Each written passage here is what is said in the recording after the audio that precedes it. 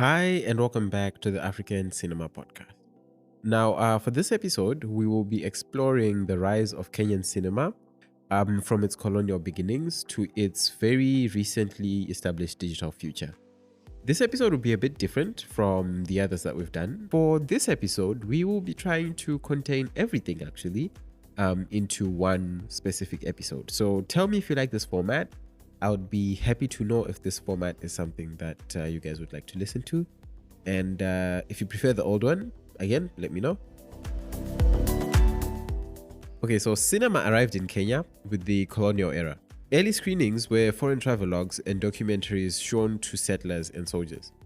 In the 1930s, a Bantu education cinema experiment even enabled Africans to shoot and edit short training films themselves. The British formally institutionalized film in 1939 by founding a colonial film unit, CFU, in Nairobi. The CFU produced newsreels and propaganda. Films about agriculture, infrastructure, and quote-unquote progress, intended for colonial audiences and to instruct local populations. Its goal was simple: to create films that promoted British colonial interests and ideologies, often casting colonial rule in a positive light while reinforcing stereotypes about African society. And as one historian notes, the CFU productions typically portrayed British rule in a positive light and, again, reinforced stereotypes about African societies. Much of the film shot in Kenya during this era was made by outsiders. For example, Hollywood features like Men Against the Sun, made in 1952, and Mogambo, made in 1953, were filmed on Kenyan locations. But Kenyans themselves had almost no creative role. One scholar observes that while colonial-era projects proliferated, dozens of documentaries and dramas were produced in the 1940s and 50s. Indigenous Kenyans were largely locked out of the industry. Local actors or crews were rarely credited, and all equipment and film stock had to be imported from Europe or America at great expense. In 1955, the CFU in Nairobi was renamed the Overseas Film and Television Center. But this machinery ended abruptly. After Kenya gained independence on 12 December 1963, the end of British colonial rule marked the transition to an independent Kenyan film industry. Now, a look at the policies and institutions that were established during the colonial era. Film production and exhibition were tightly controlled. All films fell under the British Film and Stage Plays Act of 1962, a colonial law that would later be inherited by independent Kenya. The colonial government's own CFU and mobile film vans provided most local screenings. There was no private Kenyan studio system and no independent film school. Censorship was de facto, as colonial authorities reviewed all content and forbade any nationalist or anti-colonial themes. Aided, of course, by the CFU and allied missionary societies, propaganda shorts about tax collection or post office savings were made in local languages to inculcate colonial policies.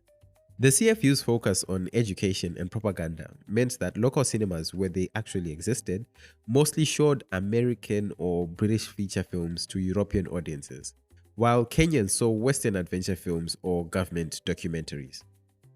Now, there were a number of challenges during this era as well. As hinted earlier, the biggest barriers were economic and technical. In colonial Kenya, 35mm film cameras and processing were so costly that only the colonial office and big foreign outfits could afford them. No local film infrastructure, studios, labs, or even training and lighting was created.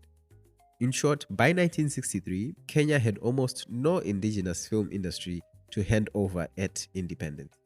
The emphasis on control and low educational budgets meant Kenyans had little formal training.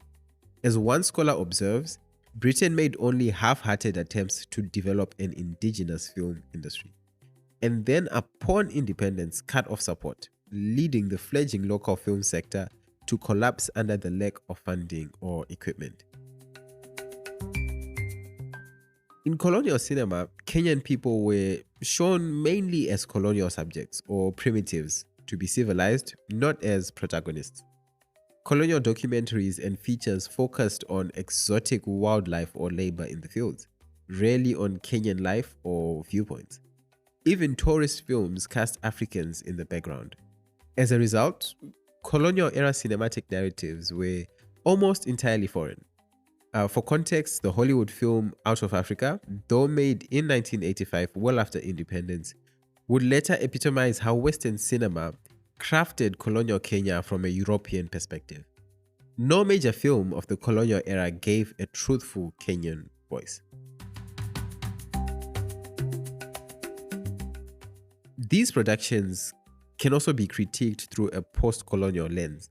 They illustrate Edward Said's idea of the colonial gaze, in which colonized people are depicted by outsiders. Themes of cultural assimilation were explicit. For example, CFU films were meant to socialize Africans into colonial economic and social roles. Scholars of African cinema later would label such films as early third cinema propaganda, dominated by the colonizers' ideology. Feature films of the colonial period were almost all European productions. Notable examples include Men Against the Sun, made in 1952, and Mogambo, both shot in Kenya but starring Western actors. Kenyan people and stories were virtually absent. Local newsreels and mobile cinema fans were the main motion picture media for most Kenyans. Theatre and radio were also colonial tools. There was no Kenyan television at all until the 1960s. Music and performance troupes did incorporate some filmic publicity, but essentially the cinema-related infrastructure like films, labs, studios, or even acting schools all disappeared at independence. A few individuals influenced colonial film at that time. Major General C.J. Waller of the CFU head and Dr. John Notcutt, pioneer of the Bantu education cinema, were key, but Kenyans in leadership roles were nearly non-existent.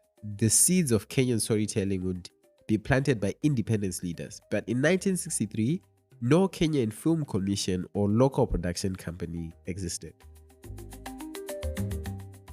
Now, just as independence was dawning, we have to look at Riverwood and the future outlook. The notion of a Kenyan national cinema was barely conceived by 1963. Riverwood, Kenya's local home video film hub, lay decades in the future. Looking forward from independence, Kenyan visionaries would soon strive to overturn this colonial legacy and tell their own stories. But under colonial rule, there was virtually no room for independent cinematic futures. Now, as we move on to the post-colonial period, after independence, Kenyans slowly began to craft their own cinematic identity. The colonial film unit quietly dissolved, but the new government inherited its film law and apparatus. In practice, film production in the 1960s to 70s was mostly state-driven newsreels, educational shorts, and documentaries on development. The first attempts at local feature filmmaking took time to emerge. One landmark was Kolo Mask, made in 1985, widely considered the first feature directed by a Kenyan, Sao Gamba. This was followed by Saikati, made in 1992, the first narrative feature by a Nairobi-based Kenyan woman, Anne Mungai, which tackled issues of arranged marriage and urban life. During the 1990s and 2000s, a growing film community produced a trickle of features, many on video, often co-funded with European partners. From 2000 onward, as digital video technology became affordable, feature output began to grow. Documentaries and fiction like The Rugged Priest, made in 2011, and Something Necessary, made in 2013 by Judy Kibinge, reached international audiences, signaling a new era of Kenyan storytelling. Kenyan post-colonial cinema steadily gained international notice with vibrant local stories. Digital innovation, such as DV cameras, VCDs, and DVDs, brought production costs down sharply. As one analysis notes, by the 1990s, the old 35mm film system was a preserve of the West, because gear and stock had to be imported at exorbitant costs. But the arrival of video CD technology in the mid-1990s quickened the production process for Kenyan creators. By 2000, cheap pirated DVDs and the ability to dub them in Swahili flooded local markets, creating an indigenous film economy along Nairobi's Riverwood. This digital revolution, combined with Kenya's steady economic growth and diaspora links, allowed local filmmakers to finally tell Kenyan stories on their own terms. Independent Kenya gradually built a film bureaucracy. Censorship remained a holdover from colonial law. In 1981, the government created the Kenya Film Classification Board, KFCB, originally the Department of Film Services, under the 1962 Film and Stages Plays Act. The KFCB issues age ratings and controversially has banned films for indecency or political content. It famously banned the LGBT-themed film Rafiki in 2018. Other bodies emerged too. The Kenya Film Commission was established in 2005 with full funding by 2006 to promote Kenya as a location and support location production. Kenya now has modest film funds and tax incentives and creative agencies like the National Museum's Film Unit and NGOs. For example, DocuBox for documentary, providing training as well. Film festivals and awards, notably the Kalasha International Film and TV Award, launched in 2009 by the Film Commission, also encouraged the industry. Yet regulation remains mixed. Some support from the government exists, but persistent red tape such as license and union rules and a weak copyright engine hamper growth. Kenyan filmmakers today still face many obstacles. For example, financing is limited. Banks and venture capital rarely fund films, leaving producers to rely on foreign grants. Co-productions or personal capital infrastructure is thin. Few studios, limited film labs, though digital has erased the need, and domestic distribution is tough. Cinemas in Kenya are sparse, so most film revenue must come from DVD sales or streaming. Piracy is also a huge problem. Studies estimate that Kenya loses about roughly $600 million per year to content piracy. Pirated foreign movies flood the market, making it hard for local films to compete. As one report notes, easily available imported content demoralizes filmmakers and stifles their talent. Other challenges include censorship, such as bans on sexuality or political commentary, and competition from Nollywood and Bollywood in the TV multiplex space. Technical skills are gradually improving though, with film schools at universities, for example, the Kenya Institute of Mass Communication, which trains crews, but overall the industry must constantly innovate with tight resources.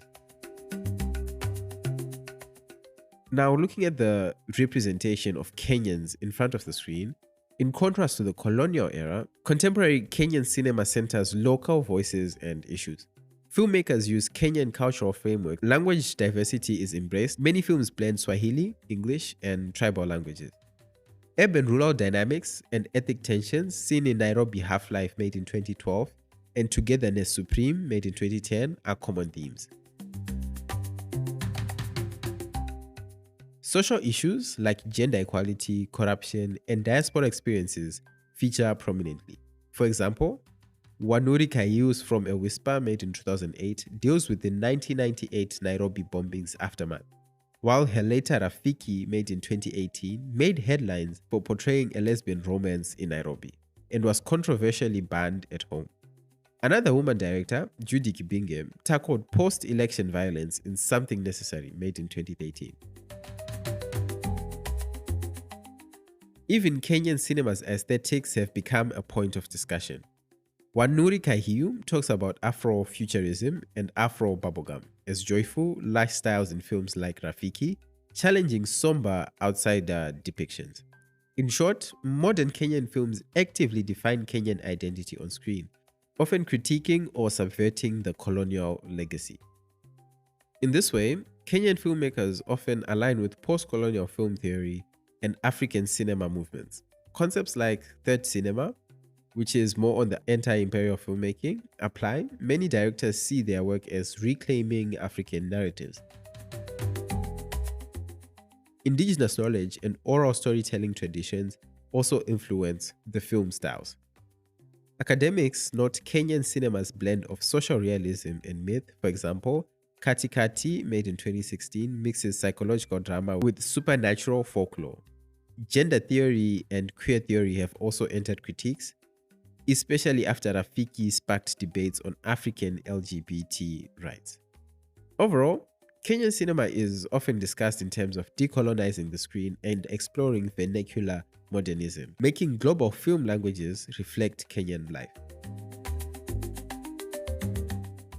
Above all else, there have been several landmark films that mark Kenya's filmography. After the pioneers of Kolo Mask and Saikati, the 2000s saw The Constant Gardener, which was made in 2005, shot partly in Kenya and bringing international attention, though again with foreign leads. Local breakthroughs include Nairobi Half-Life, made in 2012, a gritty drama that won awards at Berlin and was Kenya's first Locarno selection, and The First Grader, made in 2010, telling a true story of education. In the mid-2010s came critically acclaimed works like Kibinge's Something Necessary and House of Lungula, also made in 2013, and Veve, made in 2014, which blend humor and social commentary. On the documentary side, films like I Want to Be a Pilot, made in 2006, and Scarred, Kenya's Forgotten Children, made in 2016, have made waves internationally. Many of these films have won Kalasha Awards or played at global festivals, putting Kenyan cinema on the map. Now, to speak of Kenyan cinema is to understand that Kenyan film within itself intersects with TV, music, and theatre. Many filmmakers started in television or theatre, bringing actors and writers into film. The music industry is closely tied. Local pop and hip-hop often feature on soundtracks, and music videos share crews and equipment with films. There is also influence from Nollywood and Bollywood. Kenyan audiences love Nigerian soaps and Bollywood musicals. And Kenyan filmmakers have borrowed the low-budget, fast production model pioneered by Nigeria.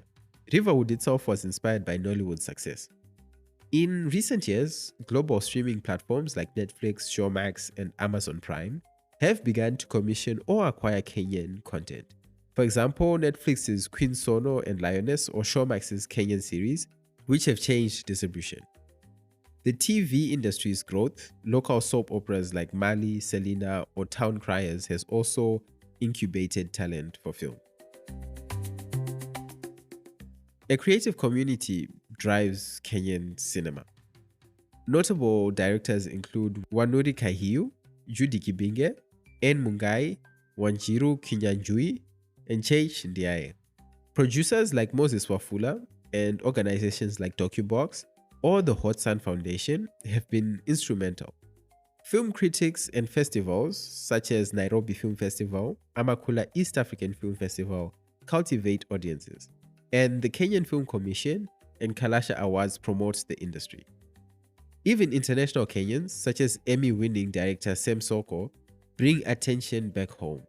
In short, a network of filmmakers, actors, producers, and creative incubators has gradually built an ecosystem. Now, before we close it, let's talk about the Riverwood phenomenon. A defining chapter in Kenyan cinema, which is the rise of Riverwood, Kenya's answer to low-budget video film industries such as those in Nigeria and Ghana. Named after Nairobi's River Road distribution district, Riverwood films are typically made by small crews in weeks, shot on digital video, and sold on DVD or VCDs in local shops. Unlike festival films, Riverwood caters to grassroots audiences with slapstick comedies, action dramas, or soap operas on modest budgets. This model emerged when affordable technology arrived. Once VCDs and later DVR cameras became common, Kenyan video jockeys even began dubbing pirated foreign films in Swahili, a phenomenon that demonstrated local appetite for cinema. Today, Riverwood movies such as popular comedies like House of Lungula and dramas like Veve are distributed by hundreds of street vendors and small video outlets. These films are often independent of formal institutions and tell purely Kenyan stories. For example, Veve blends both politics and dancehall culture. The Riverwood industry has its own stars and financing cycles, sometimes from loans or investors, and has effectively created a vertically integrated local film market along River Road. Riverwood's growth shows how digital technology democratized film. What was once too expensive now finds creators on the crest of the wave with portable cameras and editing apps. Despite criticisms of low production values, Riverwood films have expanded local content massively. Thousands of titles have been produced and have fed national storytelling. Importantly, the Riverwood model underscores Kenyan cinema's shift away from reliance on Western funding or influence towards indigenous entrepreneurship. Now, what does Kenyan cinema look like in the future? Well, at this point, we can only guess, but let's try. Kenyan cinema today stands at an exciting crossroads. Youth engagement is high. Nairobi and Mombasa have burgeoning film schools and lively film clubs. Mobile technologies such as smartphones for filmmaking and online distribution continue to lower barriers. Legal streaming platforms are beginning to invest in African content. Recently, Kenyan directors have episodes on Netflix series, and local platforms like Naibas TV or Yakwetu, a homegrown streaming site, have launched to combat piracy. Partnerships with neighboring Uganda, Nigeria, and South Africa are growing. Co-productions across Africa are on the rise. On the policy front, advocates push for better copyright enforcement and more public film funding. There are glimmers of global recognition. For instance, Wanuri Kaiyu's future project Pumzi, a sci-fi short, is part of Kenya's Afro-futurist cinema movement. As one Kenyan producer noted, the stories were there, and now the means are catching up. Challenges remain. Of course, looking at piracy, which still looms large, and the domestic market is also quite small. But the past 2 decades have proven that Kenya's filmmakers can succeed on their own terms. With continued digital innovation, supportive institutions, and a vibrant young generation of storytellers, Kenyan cinema's future looks poised for further growth, from the Riverwood studios to, hopefully, international screens. Okay, so we've reached the end of the episode, which focused on basically the entirety of the Kenyan film industry from its colonial beginnings to where it stands today. Understandably, it's a bit of a new format of doing these episodes, but let me know if you like it. It's more on the analytical side and less history, matter of fact, like what Nigeria and Senegal were. And hopefully it's a new style that if you guys like, we can try it 1 or 2 times. But with that, thank you so much for listening to me for the past few minutes. And hopefully we meet again next week when we touch on Ghana.